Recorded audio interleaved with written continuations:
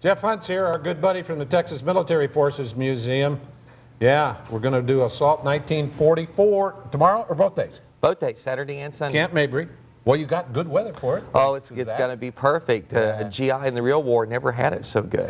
That's absolutely true. We've got some of the video of passage. Hey, yeah, an actual working Sherman tank, too, if you want to see some of this. Absolutely. This is part of the demonstration that we do. The program runs for about an hour and 15 minutes, and it's free to the public. Yeah. And we demonstrate both the American and German weapons that were used in the European theater, and at the end of the program, we do a little tactical demonstration of how GIs would attack a German-held strongpoint. Yeah. We use our Sherman tank, which you see there, an M3 half-track, radios, automatic weapons, small arms, and we try and make it as real as possible, even to the extent of the enemy giving up. Yeah, I've seen it, and believe me, it is very authentic, and it's a lot of fun. And it is noisy, too. Well, fun from the standpoint of, who knows, you're going to get a lot of young people that probably didn't realize what was happening back then in the 40s. Exactly, and that's one of the reasons that the museum does living history programs, because we want young people, especially students, to realize that history isn't just old black and white photos and textbooks and school lectures and stories great-grandpa tells that maybe they only half believe. Speaking of which, those guys are rapidly disappearing. Those they World are, War II vets. and but we will have some World War II vets with us this weekend, and it's always a wonderful thing. At the end of the program, we ask all the veterans to raise their hand to be recognized by the audience. Not a dry eye. Not a dry eye, and they get this thunderous cheer from the crowd, and you know that's what this is about. I mean, Veterans Day is on the 11th. Yeah.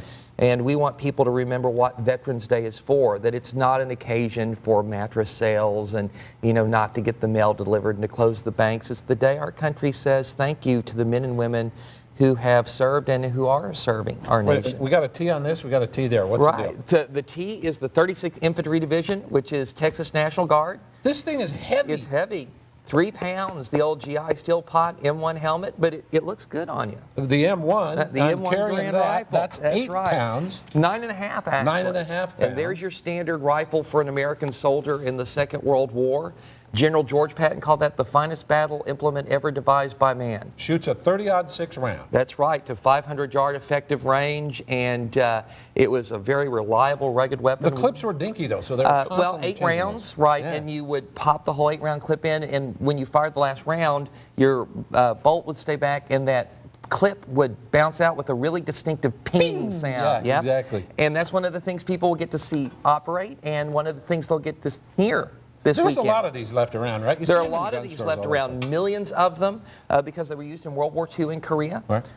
And in fact, we gave a lot of these to other countries around the world, and some armies still have that M1 Grand as their primary battle weapon. You're kidding. To this day. Somebody will still carry that thing? Absolutely. I told you I'd rather carry the carbine, but you're right. What did you say? Well, the carbine only weighs 5 pounds, but it fires a 30 caliber instead of a 30-06. Right. And the complaint was it didn't have a lot of knockdown power, whereas this 30-06 does. Yeah.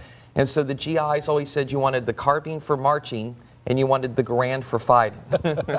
I wanted to be behind the guy that had the machine gun that you brought last time. That might be one of the safer places to be, except you have to carry a lot of ammunition for that guy. That's the problem. Yeah. And that stuff is heavy. Very heavy, and you know, the guys carrying the ammunition is somebody the enemy wants not to get to that machine gun to. Exactly. Yeah, you didn't want to be the radio guy or the machine gunner. And the officer wasn't particularly a good job sometimes either. Exactly. There's not really a safe place up on a front line. Agreed. Agreed. All right, so it all happens Saturday, Sunday? Saturday and Sunday. We do 2 shows a day, one at 11 o'clock, one at 2.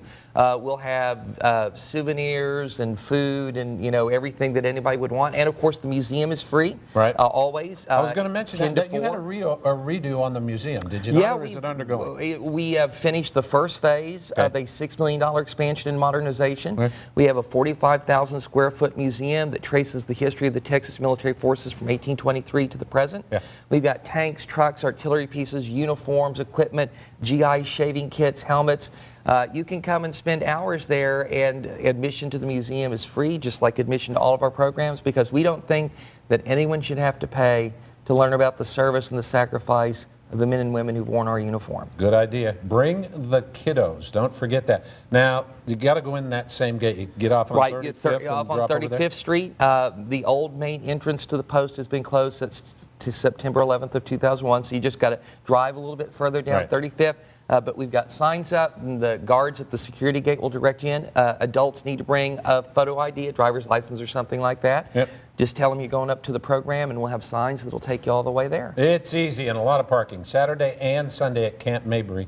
We're calling it Assault, what, 1944? Close Assault Close 1944. Assault 1944. And you'll see all the recreation. Always good to see you. Good to see you, and you got to come out and get in that tank sometime. I know it. I go out there and see that thing, and I always forget to get in the tank. Maybe this weekend I'll do it. Please do. I'll come see you. Thanks, Jeff.